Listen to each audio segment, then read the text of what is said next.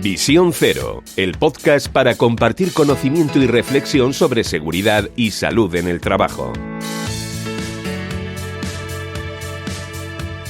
Bienvenidos y bienvenidas al podcast de Visión Cero, un espacio que hacemos un servidor, Joaquín Ruiz, y el compañero Salvador Carmona, con la colaboración y el apoyo de PRL Innovación. Un espacio para que todos aprendamos y reflexionemos sobre la gestión de la seguridad y salud. Y hoy estamos, y quizá nos notaréis la voz un poco más gruesa, porque estamos grabando de madrugada casi, ¿no? Es muy temprano, entonces la voz siempre te queda un poco así, ¿no? Pero bueno. Aguardientosa, ¿no? Exacto, ¿no? Un poco de voz de cazalla. ¿Qué tal la semana? Hay que decir, Bien. Por cierto, que sí que fue bien, porque hay que decir a los oyentes lo bien que cocinas, porque estuve en tu casa el otro día y estaba todo de fábula, ¿eh? Ah, sí, es que para mí la cocina es una terapia, que no es una obligación. Me relaja mucho y hace que, no sé, el trabajo manual hace que me olvide del día a día y me sirve de terapia. Así que cuando puedo, cocino. Bueno. Y estoy aprendiendo, ¿eh? Continuamente aprendiendo. Pues hay que reconocer que la paella te sale exquisita, ¿eh? Bueno, sigo aprendiendo, ¿eh? Como tú sabes, yo paso algunos días en verano en Valencia y allí con mis amigos de Valencia, pues me van enseñando trucos. Fernando, el amigo Pérez y alguno que otro me van enseñando algunos trucos y voy perfeccionando. Pero, Joaquín, el secreto, yo ya he comprobado que está en el caldo. ¿Vale? Buenos ingredientes y un buen caldo porque puedes cocer el arroz, o enriquecerlo. La técnica es la misma, es hacer hervir un tiempo determinado, pero el resultado no es el mismo. La diferencia está en que cuando enriqueces ese caldo, haces un buen caldo y el resultado es diferente, es mucho mejor. Oye, ¿por qué le hemos llamado a este podcast como título ¿Cueces o enriqueces? Por eso mismo, porque no se trata de hacer actividad preventiva, no se trata de hacer comida. Se trata de hacer o intentar hacer una buena actividad preventiva, un buen plato. Y eso, para mí, y lo hemos hablado ya muchas veces, es una actividad preventiva eficaz y eficiente, ¿vale?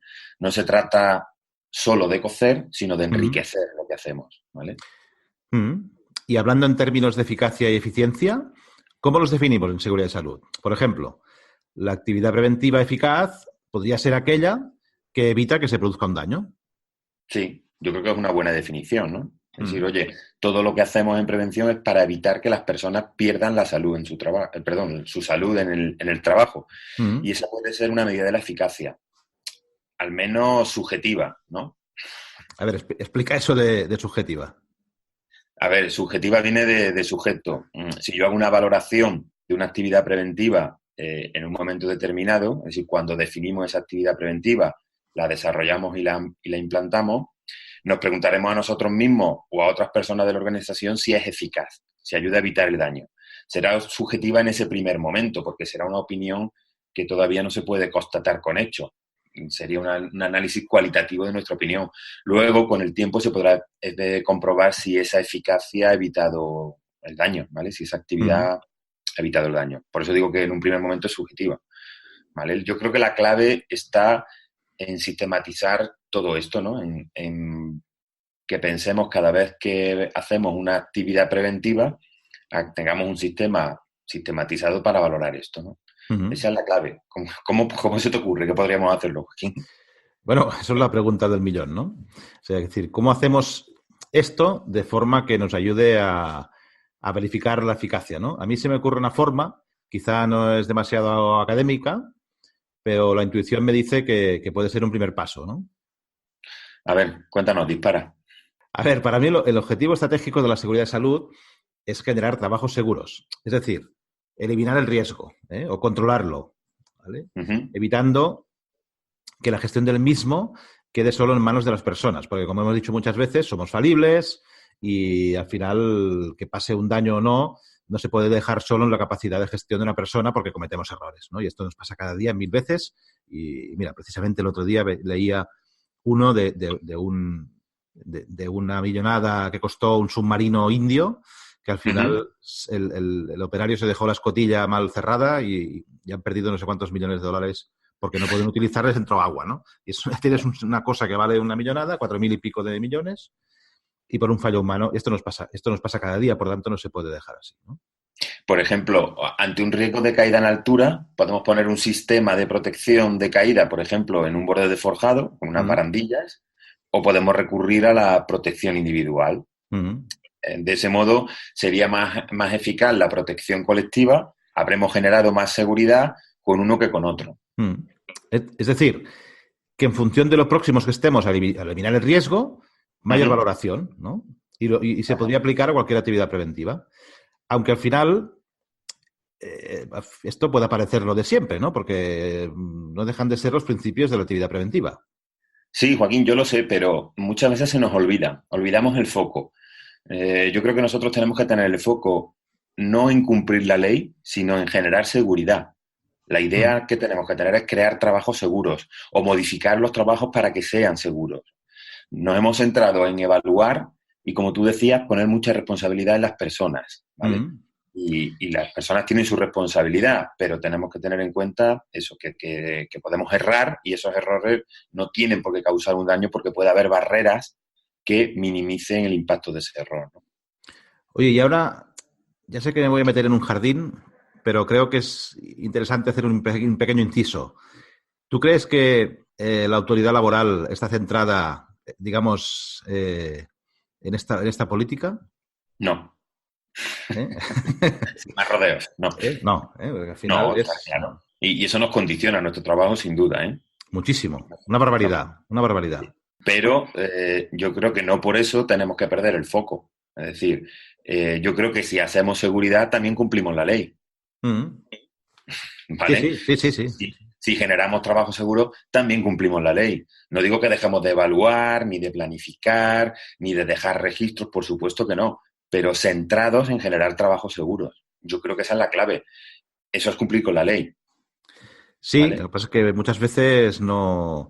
Una de las cosas que cuando a veces hacemos desayunos en PRL Innovación sobre precisamente innovación, que no tiene por qué ser algo tecnológico, sino que muchas veces es hacer las cosas de forma distinta, pero que son eficaces, ¿vale? Sí.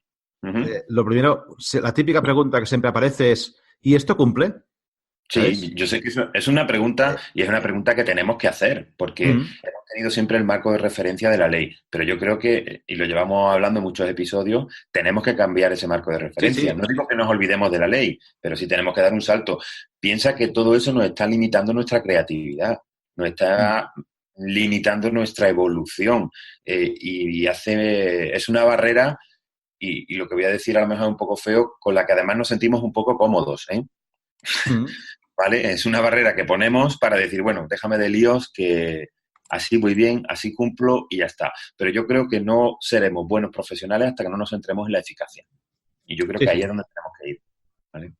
Es un poco también los principios del safety differently, ¿no? Y toda esta corriente que aboga por hacer las cosas de forma diferente, que sean eficientes y la ley está allí, pero oye, es lo que decías tú, ¿no? Al final, si haces seguridad, la ley la cumples. Pasa claro. que quizá esta máxima la deberían tener todos los actores de la prevención, ¿no? No solo algunos que se dedican... Bueno, yo creo que poco a poco también se van educando a otros actores. Yo creo que lo que tenemos que hacer es buena seguridad y salud, cumpliendo con la ley, por supuesto, cumpliendo con los derechos de unos y otros y las responsabilidades, pero con otro foco puesto, con el foco puesto en generar trabajo seguro y no en generar barreras a que me puedan en un momento determinado enjuiciar o llevarme a los tribunales, que es un poco para lo que hemos hecho prevención, para poner barreras para no sentarnos en un tribunal. Esta prevención defensiva, claro, que tanto daño nos ha hecho a todos, ¿no? Eso es. Principalmente a los trabajadores, seguramente, porque se piensa más en que no me puedan imputar por no sé qué o investigar, que no, pues, si la medida preventiva que estoy aplicando es eficaz o no, ¿no? Bueno, claro, pero también a las empresas. Piensa, Joaquín, que nos dan unos recursos para que gestionemos y nosotros los empleamos de una forma determinada. Si los empleamos para crear un sistema de barreras para evitar responsabilidades en un momento determinado, es una forma de emplear esos recursos. Pero podemos darle la vuelta, podemos hacer prevención eficaz, hacer buena prevención y a la vez dejar nuestras responsabilidades cubiertas. Es un poco poner el foco de otra forma, ¿vale? No digo que sea fácil ni mucho menos, pero es un camino que tenemos que empezar y tenemos que aprender a hacerlo. Sí. Y yo creo que es la línea que tenemos que seguir. Oye, y para aportar un poco de luz también a los oyentes al respecto de estas ideas que estamos comentando. Uh-huh. Y siguiendo un poco con la línea que estábamos comentando antes, antes del inciso de si cumple o no cumple. Y aquellas actividades preventivas que no se centran en modificar condiciones de trabajo, sino en capacitar, en generar clima preventivo, etcétera, etcétera. Por ejemplo, la formación, o la información, o incluso observaciones preventivas, etcétera, etcétera. ¿Cómo evaluamos allí la eficacia en términos de eliminar o no un riesgo? Bueno, esto es una buena pregunta. Yo creo que lo que tenemos que hacer ahí también es definir criterios de eficacia. Es decir, hemos definido criterios de eficacia para cuando modificamos condiciones de trabajo, eliminas el riesgo o lo controlas mucho y en ese grado de eficacia podemos valorar una medida preventiva. Pero como tú dices, en herramientas de gestión, en herramientas de capacitación, de generación de clima, etcétera, etcétera, yo creo que también podemos definir criterios. Y son criterios concretos para cada actividad. Y la valoraríamos en función de cómo nuestra actividad, es decir, cómo nosotros luego desarrollamos esa actividad, se aproxime o no a los mismos. Digo nosotros o personas de nuestra organización, ¿vale? Por ejemplo, una clásica, la formación. Un ejemplo, ¿no? A ver, pues, Joaquín, ¿tú cómo definirías una formación eficaz en seguridad y salud? Pues que sea una formación corta, sobre todo, ¿no? Es mejor cortas y repetitivas, o sea, mucha repetición de formaciones cortas, que sea muy práctica, que sea participativa sobre todo, para que no sea una persona allí hablando y el otro en pasivo, que esté centrada en aspectos claves del trabajo y que sea muy específica para aquella persona que está recibiendo la formación, que no se le hable de una cosa que no va con lo suyo, etcétera, etcétera, por ejemplo, ¿no? Mira, pues tú, por ejemplo, ya has definido 4 o 5 criterios. Práctica, participativa, de corta duración, centrada en aspectos clave del trabajo, nada de generalidades. Bueno, pues imagínate que con esos 4 o 5 criterios ahora definimos grados diferentes para cada uno de esos criterios. Por ejemplo, para el criterio si es participativa o no, ¿vale? Que buscamos con eso pues, que la gente se involucre, generar compromiso, ¿no? Si no es participativa, si no se participa, es decir, si es una persona con un PowerPoint contando información, transmitiendo información, pues le damos un 0 a ese criterio. Si hay alguna dinámica donde los alumnos participan, pues le damos un 1. Si provocamos debates donde los alumnos discuten sobre diferentes aspectos, cómo realizan el trabajo de forma práctica, se llegan a conclusiones conjuntas, etcétera, etcétera, pues le damos un 2. Y si el formador no es un formador como tal, sino que es una persona que lo que hace es dinamizar una sesión para que la gente piense, reflexione y hable, pues le damos un 3, ¿vale? Y así podemos definir criterios pues mucho más exigentes. Eso igual a la duración. Oye, queremos formaciones de 1 hora para que sean muy operativas. Muy centradas en, pues igual definimos diferentes escenarios para cada uno de esos criterios. Se me ocurre, ¿no? Así un poco abuela pluma. Y además servirá esto para ser cada vez más exigentes, ¿no? Y ir ganando madurez en el tema.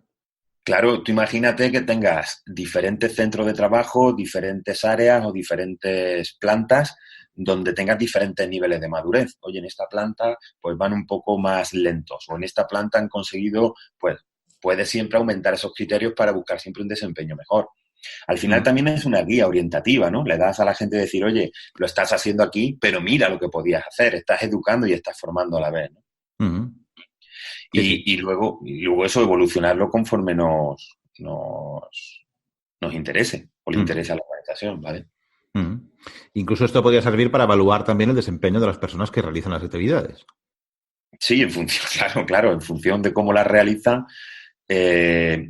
podríamos valorar su desempeño. Pero, Joaquín, eso da casi para otro podcast, ¿no? Yo creo que... Sí, bueno. Mejor guardamos esa bala y la utilizamos para otro podcast, ¿no? Exacto. La utilizamos otro día y seguimos hablando del tema, ¿eh? Oye, Joaquín, yo creo que por hoy hemos dado unas cuantas ideas de que hablamos esto del QC o enriquece, ¿no? Pensar un poco no solamente en alimentarnos, sino en